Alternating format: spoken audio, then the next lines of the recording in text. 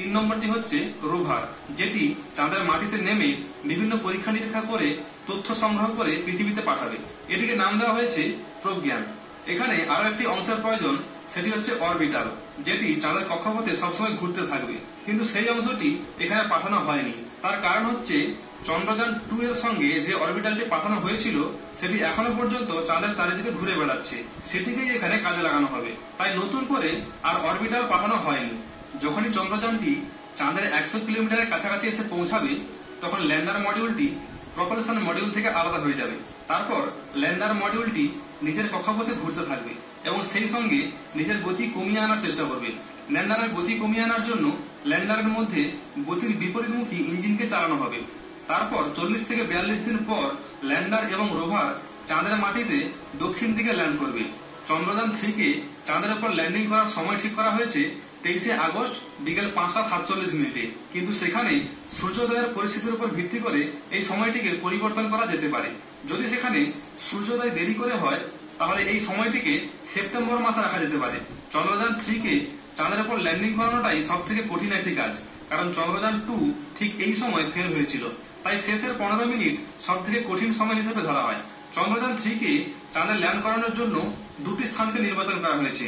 যদি প্রথম স্থানে ল্যান্ড করতে না পারে, তাহলে নির্বাচিত দ্বিতীয় স্থানে এটিকে ল্যান্ড করানো হবে। চাঁদের উপর সঠিকভাবে সফট ল্যান্ডিং করার পর ইসরোর বিজ্ঞানীদের কমান্ডে রোভারটি ল্যান্ডার থেকে বাইরে বেরিয়ে আসবে। তারপর রোভারটি চাঁদের মাটির উপর তার কাজ শুরু করবে। চাঁদে উপস্থিত প্রাকৃতিক সম্পদ যেমন জল, মাটি, সেখানকার বায়ু এবং সেখানে বরফের উপস্থিতি সবকিছুই পরীক্ষা নিরীক্ষা করে পৃথিবীতে পাঠাবে।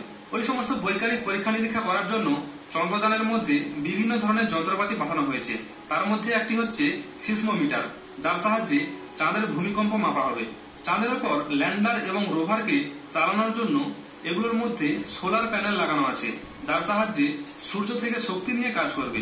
রোভারটি সমস্ত ইনফরমেশন সংগ্রহ করে সরাসরি পৃথিবীতে পাঠাবে না। রোভার থেকে প্রথমে সিগন্যাল পাঠানো হবে ল্যান্ডারে, তারপর ল্যান্ডার থেকে সেই সিগন্যালটি আসবে চাঁদের উপর ঘুরতে থাকা অরবিটালে, তারপর অরবিটাল সেই সিগন্যালকে পাঠিয়ে দেবে পৃথিবীতে। এই মিশনটি পৃথিবীর 14 দিন পর্যন্ত কাজ করতে পারবে, সেইভাবে ডিজাইন করা হয়েছে, কারণ পৃথিবীর 14 দিন সমান চাঁদের 1 দিন।